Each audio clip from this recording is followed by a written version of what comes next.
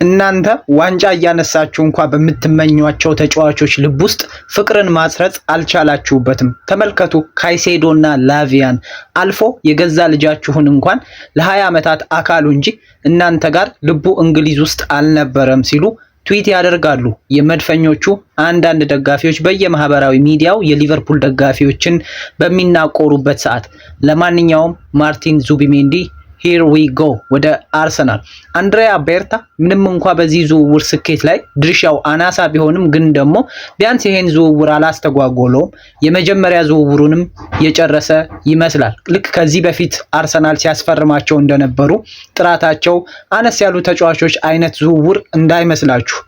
ማርቲን ዙቢሜንዲ እጅግ በጣም አስገራሚ ዝውውር ነው። ምናልባት አርሰናል ከስንት ጊዜ አንዴ ሊጨርሳቸው የሚችሉ አይነት ዝውውሮች እንደማለት ነው። የ2022-23 የውድድር ዘመን ከገባ ጊዜ ጀምሮ ከሁለት በላይ ለሆኑ አመታትም ሚድፊልድ ሰርድ ላይ ፖሴሽንን ወን በማድረግ እንዲሁ ላቅ ያለው ተጫዋች ነው። ወደ 322 ጊዜ እንደማለት ነው። ከሌሎች አማካዮች በ3 እጥፍም እንደሚበልጥ ጭምር ነው የሚነገርለት። የአርሰናል አማካይ አሁን በመጠኑም ቢሆን ተጠናክሯል። ምክንያቱም ደግሞ ኤሪያል ዱዌሎችን የሚያሸንፍ ቦል ኢንተርሴፕሽን ላይ እጅግ በጣም ላቅ ያለ ከዛም ባለፈ ደግሞ እንዲሁ ታክል ለመውረድ የማይፈራ ልክ እንደ ክለቡ ሁሉ ኳስ ይዞ የሚጫወት አይነት አማካይ ነው አርሰናል ለማስፈረም የተስማማው። 51 ሚሊዮን ፓውንድ ቀላል ክፍያ አይደለም። 60 ሚሊዮን ዩሮ ማለት ነው። ወደ ዩሮ ከመነዘር ነው። ታዲያ ይሄንን ገንዘብ ይሄ ራሱ ተጫዋች ይሄድና ቁጭ ያደርጋል። የዛን ሰዓት የአርሰናል ተጫዋች ለመሆን በይፋ ያረጋግጣል ማለት ነው። the best ability is availability። ይሄ በእግር ኳስ ውስጥ ብዙ ጊዜ የሰማችሁት አይነት አባባል ነው። በ47 የሶሴዳድ ጨዋታ ላይ 44 ያህሉን ነው የተጫወተው ማርቲን ዙቢሜንዲ። ታዲያ 41ዱን ቋሚ ሆኖ ማለት ነው። 3ቱን ብቻ ነው ተቀይሮ የገባው። ቀላል ነገር አይደለም። በተለይም በእያንዳንዱ ጨዋታ ላይ ሚኬል አርቴታ ብዙ ተጫዋቾችን እንዲጫወቱለት ይፈልጋል። አንድም ቡካዮ ሳካን በየጨዋታው የሚያሰልፍበት ሚስጥር ይሄ ነው። ያለ ምክንያት አይደለም። በርካታ ጊዜ ብዙ ጨዋታዎችን የሚያደርጉ ተጫዋቾችን የሚወደው ሚኬል አርቴታ ሌላ የሚወደው አይነት ታይፕ ያለውን ተጫዋች ያውም የሀገሩ ልጅን ነው ያገኘው። ታዲያ አንድሪያ ቤርታ ባንከር እንደመሆኑ ምናልባት ባንክ ሰበራን ያውቅ ይሆን አናቅ። ግን አሁን ጥራት ያላቸው ዝውውሮች ከዚህ በኋላም እንደሚኖሩ አመላካች ነው። ከዚህ በኋላ የሚኖሩትን ዝውውር ደግሞ ጠብቁ። በጣም ጥራት ያላቸው ምርጥ ዝውውሮች ሊፈጸሙ ይችላሉ በመድፈኞቹ ቤት። ምናልባት ከዚህ በኋላ የእንደነ ሳምቢ ሎኮንጋ አይነት ስምን በድጋሜ ላንሰማ እንችላለን ማለት ነው። ገና 25 ዓመት እንደመሆኑ ለረጅም ጊዜ ግልጋሎት ይጠቅመዋል። የውል ማፍረሻውን ታዲያ ራሱ ሄዶ ቁጭ ካረገ በኋላ በይፋ የአርሰናል ተጫዋች መሆኑን ያረጋግጣል።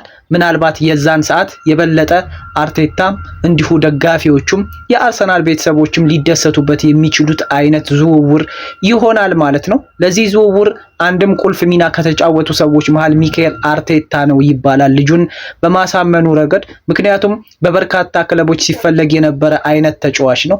ሊቨርፑል እኮ እሱን ለማስፈረም ብዙ ሄዷል፣ ብዙ አሳምኖታል። ኢቭን የገባ ሁሉ በሚመስል መልኩ የሊቨርፑል መለያን በለበሰ በሚመስል መልኩ ነበረ የተማመነው። ግን ቃሉን አላጠፈም ለባስኩ ሰው፣ ያውም ደግሞ ለሀገሩ ልጅ ለሳን ሴባስቲያኑ ልጅ ለሚኬል አርቴታ ቃሉን አላጠፈበትም። እንደ ኪፑስኮዋ ልጅነቱ ለሀገሩ ልጅ ቃሉን ጠብቋል። በነገሬ ላይ የቻቪ ፍላጎትም ቢሆን እሱን ማስፈረም ነበር በባርሳ ቤት ውስጥ እያለ። አስታውሱ ደግሞ ቻቪ በባርሳ ቤት ውስጥ የሚጫወተው ማርቲን ዙቢሜንዲ በሚጫወትበት ተመሳሳይ ቦታ እንደነበረ አይዘነጋም። ስለዚህ ቦታው ላይ ምን አይነት ተጫዋች እንደሚፈልግ በደንብ ቻቪ ጠንቅቆ ያውቃል። ለዛም ነው ማርቲን ዙቢሜንዲን ለባርሳ ሲመኘው የነበረው አይነት ተጫዋች የሆነው ማለት ነው። ዣቢ አሎንሶ ስለ ልጁ ለጋስነት ምንድን ነው የሚለው? ይሄ ልጅ ለጋስ ነው፣ ለቡድን ስራ የሚሆን ነው። አሰልጣኝ ስትሆን የበለጠ ትወደዋለህ። ለጓደኞቹ ጥሩ እንዲጫወቱ ጥሩ ቁጥር እንዲያስመዘግቡ ለቡድን ስራ የሚተጋ አይነት ተጫዋች ነው። አስተሳሰቡም ልክ እንደ አሰልጣኝ ነው ሲል ነው የሚያወራው ስለ ማርቲን ዙቢሜንዲ። ሌላኛው የኢኤስፒኤን ጋዜጠኛ ግራሃም ሃንተር ደግሞ ስለ ልጁ ቴክኒክ ሲያነሳ ቡድን በተቸገረ ሰዓት ግብ ሲፈልግ ፎርስ አድርጎ የሚወጣ ግብ ባያስቆጥር እንኳን ምክንያት የሚሆን አይነትና ትልልቅ ጨዋታ ላይ የሚገኝ አይነት ተጫዋች ነው ይላል ማርቲን ዙቢሜንዲን እንዲሁ ሲያደናንቀው።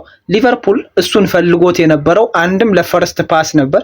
ይሄ ደግሞ ቢልድ አፕ ሰርቶ ለሚወጣ ቡድን እጅግ በጣም አስፈላጊ ዘመናዊ የሆነ ተጫዋች እንደመሆኑ ሁነኛ መፍትሄ ነው። ኳስን ከግብ ጠባቂ ተቀብሎ ዲስትሪቢዩት የሚያደርግበት መንገድ፣ ኳስ እንኳን ወደ ተጋጣሚ እግር ስር ብትገባ ኢንተርሴፕት የሚያደርግበት መንገድ ይደነቅለታል። ፈጣን ነው። ከዛ ባለፈ ኳስን ወደፊት የሚያሻግር አይነት ተጫዋች ነው።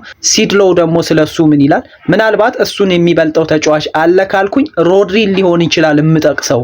ከዛ ውጪ ግን እኔ እንደ ማርቲን ዙቢሜንዲ አይነት ተጫዋች አለ ብዬ አላምንም። በተለይም ደግሞ እንደ ጥልቅ አማካይ ሲል ነው የሚያነሳው ሲድሎ። ራሱ ዙቢሜንዲ የቡስኬት አድናቂ ነው። ታዲያ የእሱን አይነት አንዳንድ ክህሎቶችም አሉት ይባላል። ያን ያህል ረጅም ተጫዋች ላይሆን ይችላል። 1 ሜትር ከ81 ነው ቁመቱ ይባላል። ግን ደግሞ ነጣቂ ነው። ምርጥ ዲስትሪቢዩተር ነው።